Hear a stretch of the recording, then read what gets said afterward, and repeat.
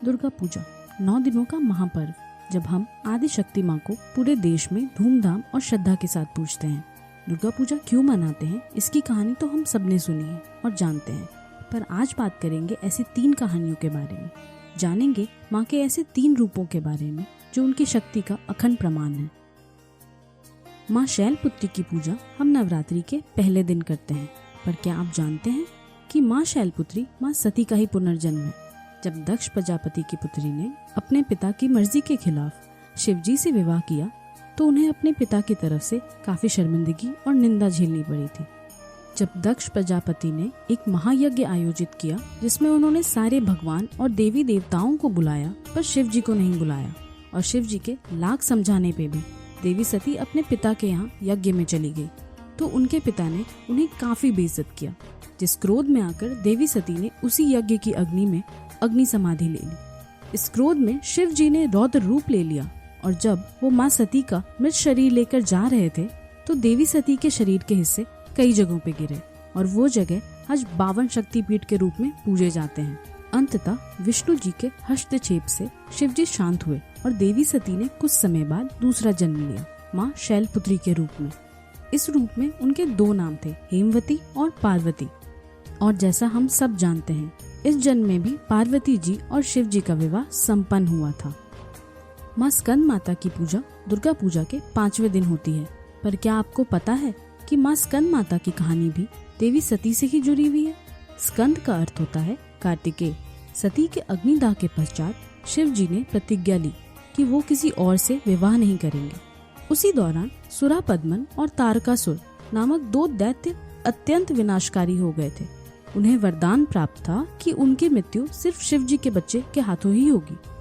ये जानते हुए और शिव भगवान की वैराग्य को देखते हुए सारे देवी देवता चिंतित हो गए थे और विष्णु जी से समाधान मांगने गए। ये सुन के नारद मुनि पार्वती माँ के पास गए और उन्हें बताया कि वो शिव जी से विवाह कर सकेंगे, लेकिन उसके लिए उन्हें घोर तपस्या करनी पड़ेगी। पार्वती जी ने भी घोर तपस्या की, सालों तक कई कष्ट झेले, और आखिरकार शिव जी का मन पिघल गया और दोनों का विवाह हो गया। विवाह के फलस्वरूप एक बेहद सुंदर और अग्नि में लिपटा हुआ बीज उत्पन्न हुआ, जो कि बेहद तेजस्वी था। इस बीज का तेज इतना अधिक था कि इसे संभालने के लिए स्वयं माँ गंगा को आना पड़ा और पार्वती माँ को जल स्वरूप लेना पड़ा। इस बीज से उत्पन्न हुए कार्तिकेय यानी स्कंद और पार्वती माँ स्कंद माता कहलाई गई। जैसा हमने पिछली कहानी में जाना कि शिव जी का वैराग्य खत्म करने के लिए माता पार्वती ने कठोर तपस्या की। पार्वती माँ के इस जन्म में उनके माता पिता पर्वतों के राजा हिमावन और मीना थे।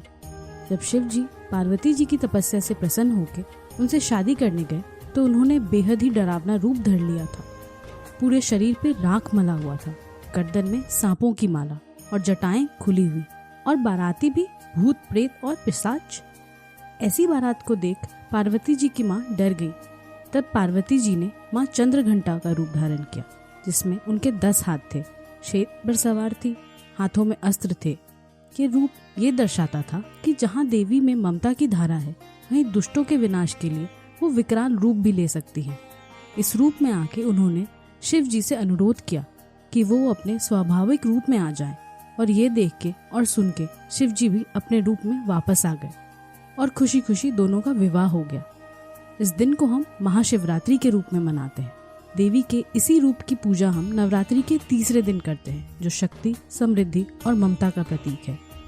देवी माँ एक औरत का संपूर्ण रूप है। उनमें ममता भी है, करुणा भी है।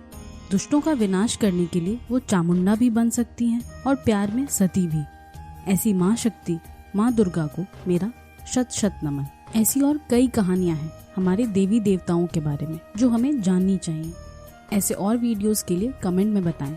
वीडियो पसंद आया हो तो लाइक करें, चैनल पे न्यू हो तो सब्सक्राइब करें।